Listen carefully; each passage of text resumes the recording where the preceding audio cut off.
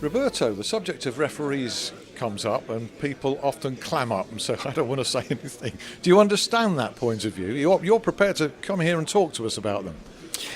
Well, no, I mean, as a manager, post-game, you're really not allowed to express your opinion because otherwise you're going to get fined. So that's certainly an issue because your emotions are high and sometimes you would like to talk about it, but you tend to not to do that because of the rules. I think it's important that there is a cooperation between the referees and the clubs and the manager and the players as well. So that I think that's the only way to be able to improve or help the referees because they need help from the players and from the managers. And I think that's a focus point for everybody, for all the stakeholders in football. Have you found then, in your time as a manager, it difficult to have a communication, an exchange of views with referees?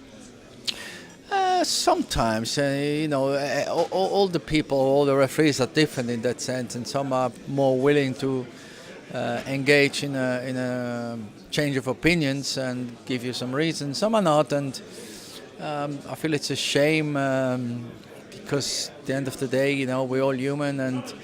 We make mistakes, managers, players, referees, and we understand that. But sometimes, if somebody can give you a reasoning behind it, might help to understand why and accept that, we are humans and humans make mistakes. You have to face the media, of course, after a game. Would you want or expect to see referees do that in the future? Well, only if it really helps them to maybe explain or justify their performance. If that's the reason, then maybe they should be allowed. But I don't think that's the main issue to help the referees in that sense. I think there are deeper roots to improving their performance. Not necessarily improving, but just making sure that there are as little mistakes in the game as possible. And how would you go about that? I said cooperation between all the stakeholders and accepting responsibility and accepting maybe views, opinions of who's involved. Maybe players and managers and referees training together occasionally, pooling together.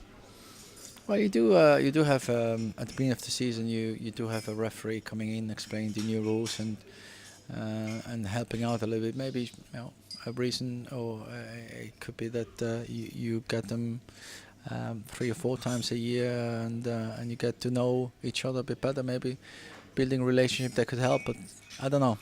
It's a difficult task. Just finally, you indicated at the start maybe that managers felt inhibited or couldn't comment about referees' performances after a game. Is that really the case?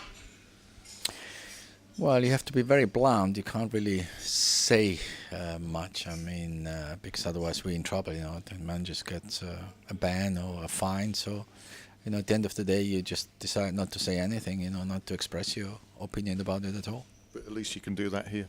I appreciate you doing so. Thank you very much. They need help. I mean, and we need to help them in the sense that players should be fair and not try to dive or looking for a booking for an opposition or something like that. So, as I said, the cooperation between all the stakeholders is probably the main thing. Roberto, thank you very much. You're welcome. I really appreciate that. Thank you.